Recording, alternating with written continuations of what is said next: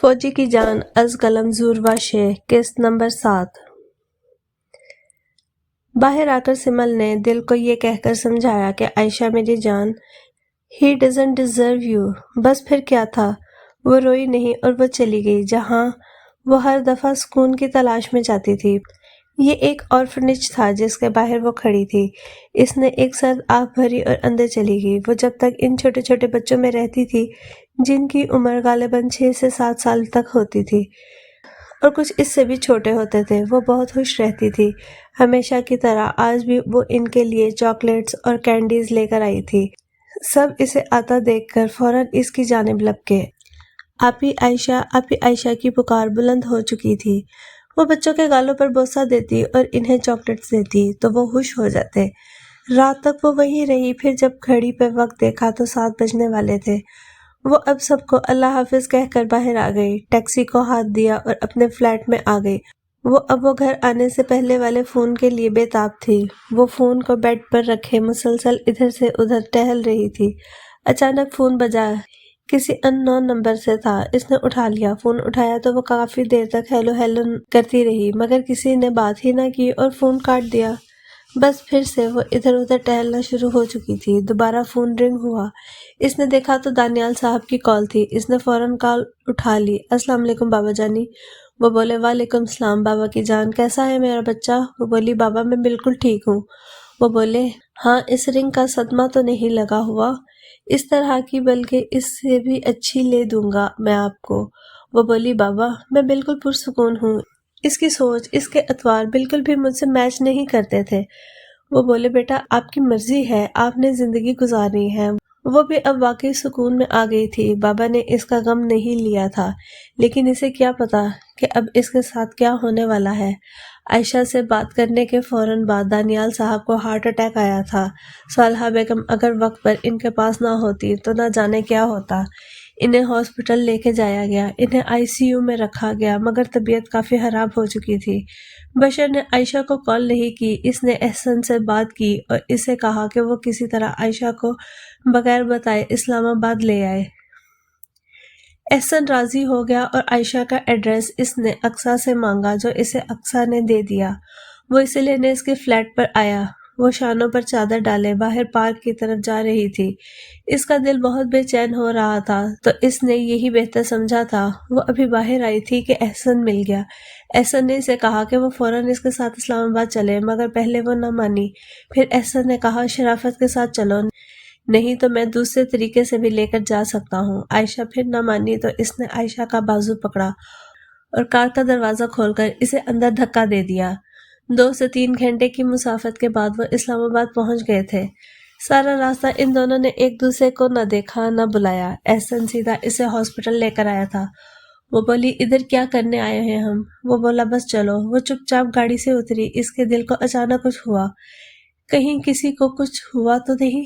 احسن کے ساتھ چلتے ہوئے وہ ریسیپشنسٹ کے پاس پہنچی۔ احسن بولا پلیز دانیال شیخ کس روم میں ہے بتا دیں۔ وہ بولی سر وہ ICU میں ہیں۔ احسن بولا تھینکس۔ وہ پیچھے مڑا تو اس نے دیکھا عائشہ اس کی طرف ہی دیکھ رہی تھی۔ اس کی آنکھیں نم مگر ہونٹ بند، بس ٹکٹکی باندھے سے دیکھ رہی تھی۔ اچانک پیچھے سے سارا کی آواز آئی۔ سارا! اس کی ماما اور خان صاحب بھی دانیال صاحب کی سن کر آدھی رات کو وہاں پہنچے تھے۔ سارا کی آواز پر بھی عائشہ نہ مڑی۔ سارا اس کے قریب آئی اور اسے اپنے سینے سے لگا لیا۔ سارا بولی عائشہ انکل کچھ نہیں ہوا، تم یقین رکھو۔ عائشہ اسے تو ایسے محسوس ہو رہا تھا جیسے شاید دنیا ختم ہو گئی۔ اس کو کچھ سنائی نہیں دے رہا تھا، بس جیسے سب خاموش ہوتے ہیں ایک سن کی آواز اس کے کانوں میں آ رہی تھی۔ اسے لگ رہا تھا بس اس کا دماغ کام کرنا چھوڑ دے گا۔ احسن بولا سارا تم عائشہ کو لے کر ICU میں جاؤ۔ نور بیگم اور سارا اسے ذرا سا سہارا دیتی ہوئی اسے دھکیل کر لے جا رہی تھی۔ اس کی آنکھوں میں مسلسل آنسو رواں تھے مگر وہ ابھی بھی کچھ نہیں بولی تھی۔ ICU کے باہر صالحہ بیگم نے اسے دیکھا۔ ماں کا کلیجہ جیسے پھٹ گیا تھا۔ وہ بھاگتی ہوئی عائشہ کے پاس آئی اور اسے سینے سے لگا لیا۔ عائشہ ماں کے سینے سے لگ کر بولی مما بابا کدھر ہیں؟ صالحہ بیگم بولی میری بچی ابھی وہ ٹھیک ہو جائیں گے، ڈاکٹرز نے کہا ہے وہ ابھی انہیں روم میں شفٹ کر دیں گے۔ وہ جانتی تھی کہ وہ عائشہ سے کس قدر محبت کرتے ہیں اور عائشہ تو اپنے بابا کے لیے جان تک وارنے کو تیار تھی۔ عائشہ اچانک پیچھے ہٹی اور بولی، ماما آپ کو پتا ہے بابا کی یہ حالت کی ذمہ دار کون ہے؟ بے اختیار اس کے منہ سے نکلا، ماما میں ہوں، بابا کی قصوروار میں ہوں۔ اگر میں احمد کو نہ کہتی تو شاید آج حالات کچھ اور ہوتے۔ مومنہ ہاسپٹل نہیں آئی تھی اس کی پریگننسی کی وجہ سے۔ بشرا بیگم بھی اکیلی ہی اسلام آباد کے لیے روانہ ہوئی تھیں کیونکہ وقار آن ڈیوٹی تھا۔ دانیال صاحب کی تینوں بہنیں بھی آ چکی تھیں۔ وہ سب اب نمازیں پڑھ رہے تھے اور دانیال صاحب کے لیے دعائیں مانگ رہے تھے۔ سوائے عائشہ کے وہ ابھی بھی آئی سی یو کے باہر بیٹھی تھی، اپنے ارد گرد چادر لپیٹے، دونوں ٹانگوں کو ساتھ جوڑے، وہ دونوں کوہنیوں کو اپنی رانوں پر رکھے، وہ زمین پہ ایک نقطے پہ مسلسل دیکھے جا رہی تھی اور اپنے ایک پاؤں کو مسلسل دبائے جا رہی تھی، جیسے کہ بٹن کو مسلسل اوپر نیچے کر رہی ہو۔ ارحم جو مسلسل اسے ہی دیکھ رہا تھا، اس کے پاس آیا اور ساتھ ہی بیٹھ گیا۔ عائشہ نے ارحم کی طرف بھی نہیں دیکھا، وہ ابھی بھی کسی سوچ میں ڈوبی ہوئی تھی۔ ارحم بولا، عائشہ؟ عائشہ کو شاید سن ہی نہیں رہا تھا، پھر ارحم بولا، عائشی؟ عائشہ اچانک قدرے بوکھلاہٹ کے ساتھ بولی، جی بھائی، کیا ہوا؟ اب بابا ٹھیک ہیں؟ وہ بولا، ہاں بابا ٹھیک ہیں، انہیں روم میں شفٹ کرنے لگے ہیں، اور وہ فوراً بولی، یا اللہ تیرا شکر ہے۔ بشر بھی اب ارحم کے پاس آ کر دوسری سائیڈ پر بیٹھ گیا۔ وہ تینوں بہن بھائی بچپن کی طرح اکٹھے بیٹھے تھے، ارحم درمیان میں اور دائیں میں بشر اور عائشہ سر اس کے دونوں کندھوں پر ڈالے بیٹھے تھے۔ ارحم بولا، عائشی بھائی کی جان، بتاؤ کیا ہوا تھا، تم نے کیا بات کی تھی بابا سے؟ عائشہ نے سرد آہ بھری بولی، بھائی آج مجھے احمد ملا تھا، ہم نے اکٹھے کھانا کھایا، پھر اس نے شادی کے لیے کچھ کنڈیشنز رکھیں، وہ چاہتا ہے کہ شادی کے بعد میں جاب نہ کروں۔ وہ ایک دم رکی، بشر اور ارحم دونوں نے بے یقینی سے اسے دیکھا۔ عائشہ پھر بولی، بھائی میں نے احمد کو اس کی رنگ واپس کر دی، اس نے چپ چاپ وہ رنگ واپس لے لی۔ میں جب گھر آئی تو بابا نے مجھے کال کی، بابا نے مجھ سے پوچھا کہ میں یہ سب اپنی مرضی سے کیا ہے، تو میں نے کہا جی بابا۔ تو بابا نے کہا کہ آپ کی لائف ہے، آپ کا ڈیسیژن ہوگا، کاش میں احمد کی مان لیتی، آج مجھے بابا کو یہ دکھ تو نہ دینا پڑتا۔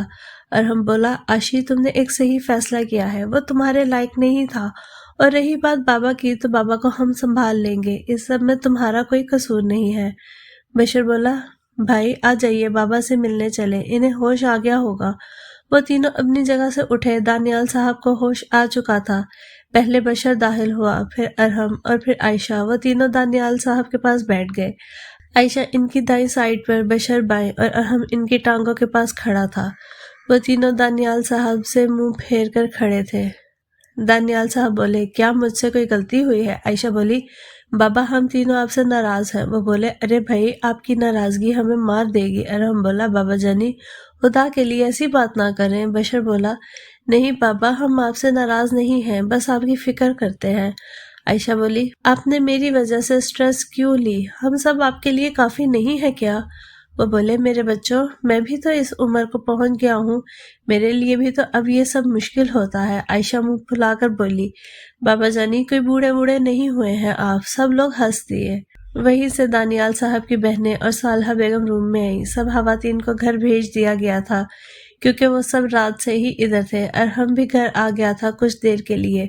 بشر اور عائشہ بضد وہیں بیٹھے رہے تھے۔ احسن بھی دانیال صاحب کے ہوش میں آنے تک وہیں رہا، پھر وہ بھی اپنے گھر آ گیا۔ اس نے سوچا کہ کل پھر چلا جاؤں گا۔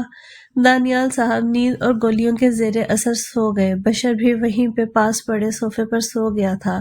عائشہ اس وقت کینٹین میں گرین ٹی لینے گئی تھی۔ وہ واپس آئی تو اس نے بشر کو سوتے ہوئے دیکھا۔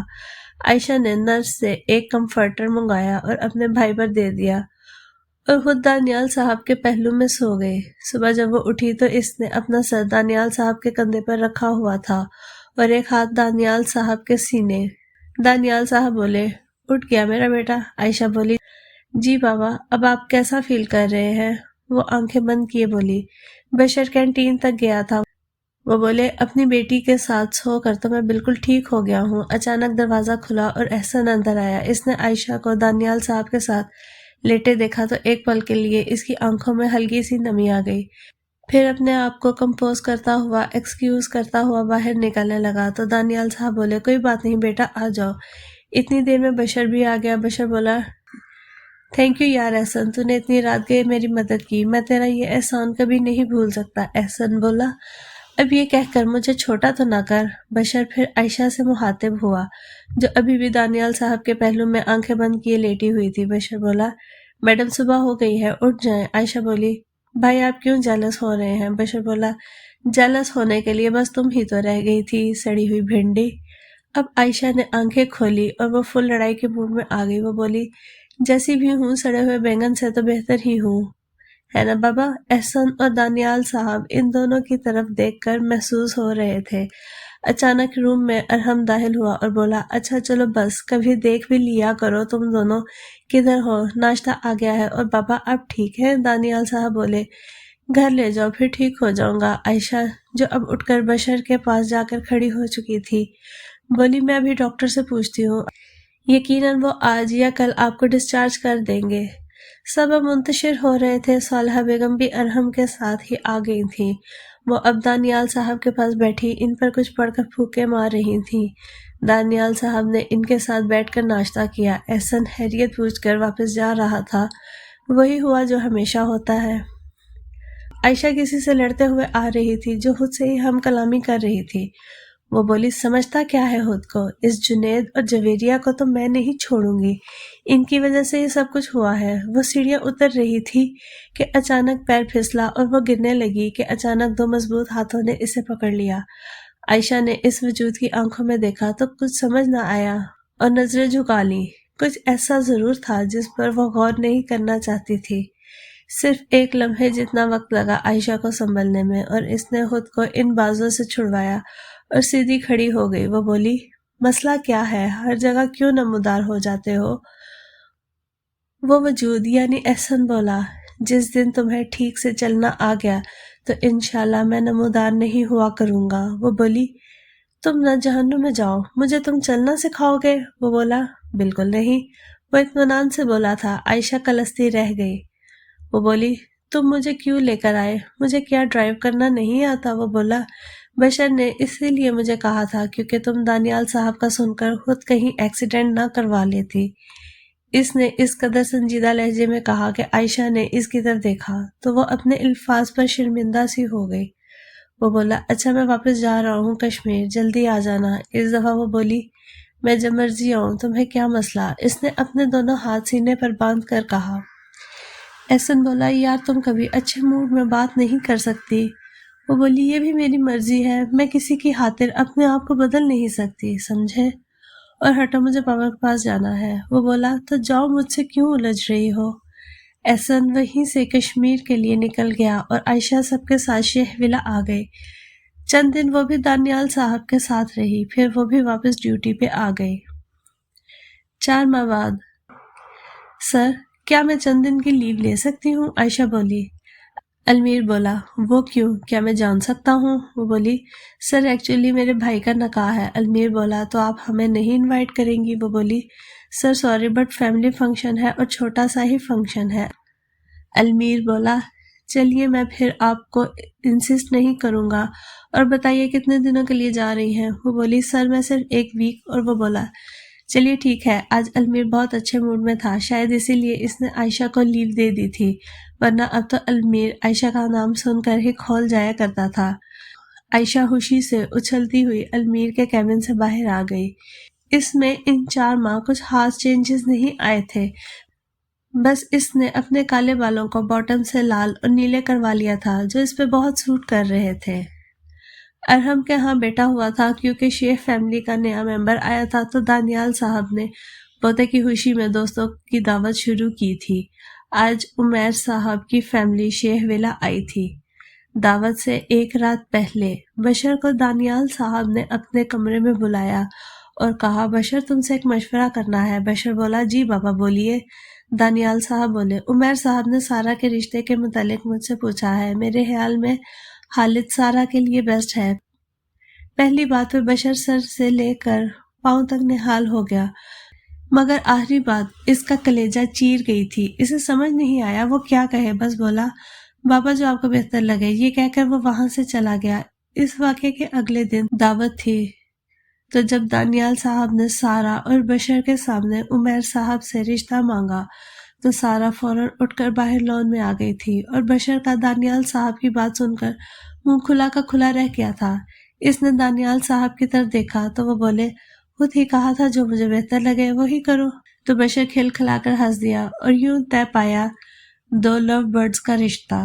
اب بس نکاح کا انتظام کیا جا رہا تھا اور عائشہ کا انتظار تھا۔ وہ نکاح سے 3 دن پہلے آ گئی تھی۔ وہ گھر پہنچی تو صالحہ بیگم نے اسے فوراً سارا کے ساتھ شاپنگ پہ بھیج دیا، کیونکہ صرف عائشہ بی بی کی ہی شاپنگ نہیں ہو سکتی تھی، وہ بھی اس کے لیٹ آنے کی وجہ سے۔ عائشہ سارا کے ساتھ شاپنگ کرنے آ تو گئی تھی، مگر اسے کچھ سمجھ نہیں آ رہا تھا وہ کیا لے۔ عائشہ، ایک تو تمہیں کچھ پسند نہیں آتا، بہت تنگ ہوں میں تمہاری اس عادت سے۔ عائشہ بولی، لڑکی ذرا سنبھل کے بات کر، تمہاری ہونے والی نند ہوں میں، اگر ان ٹپیکل نندوں والے رویے پہ آ گئی نا تو تمہاری چیخیں نکل جائیں گی، سمجھی؟ سارا بولی، اتنے نخرے نہ کرو، میری جیسی بھابھی نصیب والوں کو ملتی ہے، and you are one of them دیم۔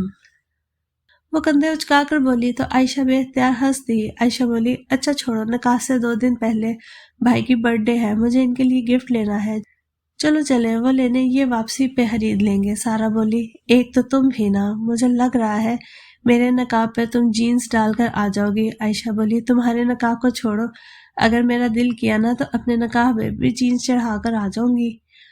وہ دونوں ایک مینز ویئر میں داخل ہوئی تھی۔ عائشہ کی نظر جاتے ہی ٹیبل پر سجائی ایک گھڑی پہ پڑی، شاید نئی ماڈل کی آئی تھی جو اسے اتنا سجا کر رکھا تھا، اس کا تو دیکھتے ہی دل آ گیا تھا۔ وہ سارا کو بولی، لو ڈیسائیڈ ہو گیا کیا دینا ہے؟ عائشہ اس واچ کی طرف بڑھی اور اسے اٹھا کر کاؤنٹر پہ لے آئی۔ وہ جب کاؤنٹر پہ گئی تو اس نے سیلز بوائے کو کہا کہ اسے پیک کر دے۔ وہ بولا، sorry ma'am, it's already sold, آپ چاہے تو کوئی اور لے لیں۔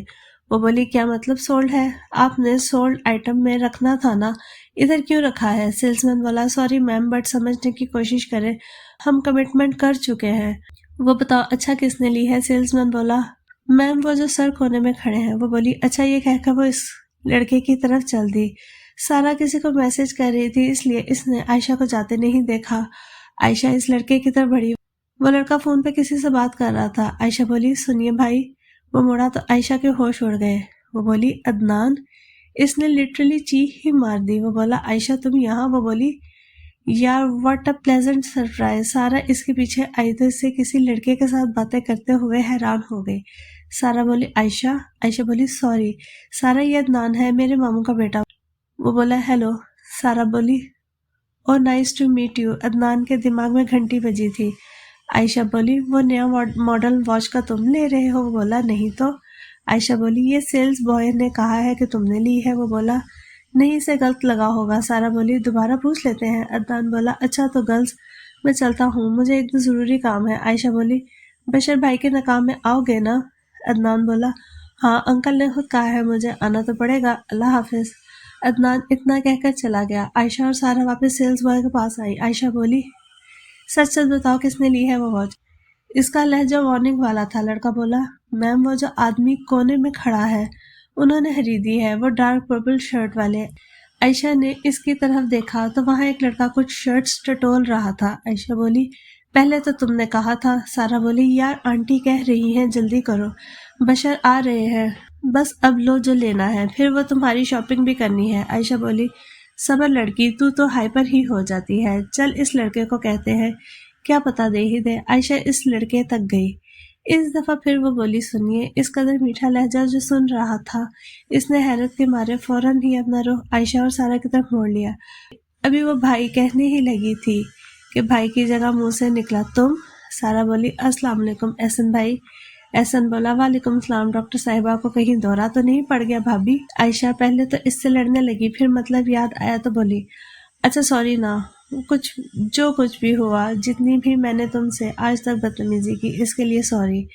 احسن سے زیادہ حیران سارا سے زیادہ احسن حیران۔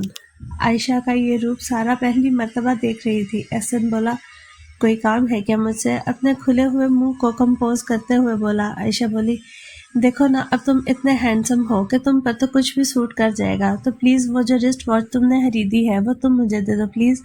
وہ آنکھیں پٹ پٹاتی ہوئی بولی، ایک تو احسن پہلے اس کے اس قدر نرم لہجے پہ حیران تھا، دوسرا اس کے اس قدر کیوٹ پوز پہ تو وہ گرنے ہی والا تھا۔ سارا حیران پریشان، کبھی عائشہ کو دیکھے تو کبھی احسن کو۔ احسن بولا اگر میں کہوں نہیں تو؟ عائشہ بولی ساری زندگی پڑی ہے، حساب کتاب تو چلتے ہی رہیں گے۔ احسن خود سے کسی بات پہ مسکرا کر بولا وہ تو ہے، پھر انتہائی سنجیدہ لہجے میں بولا نو میں یہ تمہیں نہیں دے سکتا۔ عائشہ بولی دیکھ لو نا، دے دو نا پلیز۔ احسن بولا سوری پر نو سوری۔ عائشہ انتہائی ضبط کا مظاہرہ کرتے ہوئے بولی پلیز اتنا بھی نہیں کر سکتے تم؟ وہ دونوں ہاتھ سینے پر باندھ کر تھوڑا سا عائشہ کی طرف جھک کر، کیونکہ عائشہ کا قد احسن سے ذرا چھوٹا ہی تھا، بولا نو۔ اب عائشہ کا پارا ہائی ہوا اور وہ بولی جہنم میں لے کر جاؤ اس فوج کو، اتنی دیر سے تمہاری منتیں کر رہی ہوں، یہ نہیں ہوا کہ دے دو؟ نہیں تمہیں تو بس ضد کرنی ہے نا؟ اب سارا ان دونوں کی طرف دیکھ کر ہنس رہی تھی۔ احسن بولا مجھے پتا تھا تم کبھی مطلب کے بغیر اچھے طریقے سے بات نہیں کر سکتی۔ عائشہ بولی تم نا، دیکھ لوں گی میں تمہیں۔ سارا بولی لو بشر کا میسج آ گیا، وہ پارکنگ میں آ بھی گیا ہے۔ اس نے موبائل کی اسکرین پر انگلیاں چلا کر انہیں بتایا۔ احسن بولا یہ تو بہت اچھا ہو گیا، بشر کو اس کی بہن کے کارنامے بھی سنا دیتے ہیں۔ عائشہ بولی کیا کارنامہ؟ اتنی دیر سے تم سے اچھے سے بات کر رہی تھی، منہ ہی دکھنے لگ پڑا میرا۔ سارا بولی یار عائشہ سین کریٹ مت کرو اور چلو، ابھی تمہارا جوڑا بھی لینا ہے۔ عائشہ احسن کو انگلی دکھا کر اس شاپ سے باہر نکل گئی، یا کہہ لیں سارا اسے دھکیلتی ہوئی لے گئی۔ احسن بس اس کی طرف دیکھ کر ہنستا ہی رہ گیا۔ اب بشر بھی سارا اور عائشہ کو مل گیا تھا، وہ تینوں عائشہ کے لیے سوٹ خرید کر گھر آ گئے تھے۔ گاڑی میں بیٹھ کر عائشہ بولی آپ کو پتا ہے آج ہمیں کون ملا؟ سارا کے کان کھڑے ہو گئے۔ اب عائشہ دوبارہ احسن نامہ کھولنے لگی، لیکن حقیقت اس کے برعکس تھی۔ بشر بولا کون؟ عائشہ بولی عدنان ملا تھا ہمیں، اوہ بتا رہا تھا کہ اسے نکاح پہ بابا نے انوائٹ کیا ہے۔ بشر بولا ہو سکتا ہے۔ نکاح والے دن ساری شیخ فیملی عمیر خان کے گھر پہنچ گئی، زیادہ لوگ نہیں تھے، بس شیخ فیملی اور بشر کے چند دوست۔ نکاح شروع ہونے سے پہلے ہی عائشہ سارا کے گھر آ گئی تھی۔ بشر نے اسے کہا مجھے نہیں سمجھ آتی کہ تم میری بہن ہو یا سارا کی۔ عائشہ بولی زیادہ جیلس نہ ہو، آپ کی ہی بہن ہوں۔ عائشہ تیار ہو کر ہی سارا کے گھر آئی تھی۔ سارا اپنے روم میں بیٹھی تھی، بیوٹیشین اس کے بال کرل کر رہی تھی جب عائشہ آئی۔ عائشہ بولی یار سارا بجلیاں گرا رہی ہو، میری نظر نہ لگ جائے تمہیں۔ ہائے میں صدقے جاؤں۔ سارا اسے دیکھ کر فوراً اپنی جگہ سے اٹھی اور اس کی طرف آ گئی، اسے اپنے گلے لگایا اور تقریباً رو ہی دی۔ عائشہ بولی میری جان کیا ہوا؟ تم کیوں رو رہی ہو؟ کیا ہو گیا ہے؟ Are not you happy? سارا اس سے الگ ہو کر بولی تمہارے نکاح والے دن پوچھوں گی۔ وہ بولی پوچھ لینا میری جان، فی الحال تو اپنا میک اپ نہ خراب کر لینا۔ سارا پیچ کلر کے گھیردار فراک میں ملبوس تھی، فراک کے ساتھ بالکل سمپل جامہ وار کا ٹراؤزر تھا ریڈ کلر کا۔ اس کے بال ابھی کھلے تھے اور دوپٹہ ایک صوفے پر رکھا ہوا تھا کیونکہ وہ کافی ہیوی تھا اور ابھی اسے سیٹ کرنا تھا۔ وہ اس قدر خوبصورت لگ رہی تھی کہ حد ہے۔ عائشہ نے اس کے ساتھ ایک سیلفی کھینچی اور سارا کے چہرے پر سٹیکر لگا کر وہ پک بشر کو سینڈ کر دی۔ عائشہ بولی بھائی دیکھ لینا، آپ کو تو نہیں دیکھنے دوں گی فیوچر وائف۔ بشر نے اسے بس یہ ایموجی سینڈ کی تھی۔ عائشہ اور سارا دونوں ہی اس کے ریاکشن پر ہنس پڑی۔ عائشہ نے خود جامنی کلر کی امبریلا فراک اور ساتھ میں چوڑی دار پاجامہ پہنا ہوا تھا، دوپٹے کو اس نے گلے میں ٹانگا ہوا تھا۔ ہلکا سا میک اپ اور اس پر کھلے بال جن پر درمیان میں مانگ نکال کر رول بنائے ہوئے تھے، وہ اپنے تر و تازہ سفید رنگ کے ساتھ سب سے جدا لگ رہی تھی۔ اب عائشہ نے دوبارہ سارا کو سٹول پر بٹھا دیا اور بیوٹیشین اس کے گھنے بالوں کا بند بنا رہی تھی۔ کچھ لٹے جوڑے سے باہر آ رہی تھی جسے اس نے لائٹ کرلز کر دیے تھے۔ بلا شبہ وہ بہت حسین لگ رہی تھی۔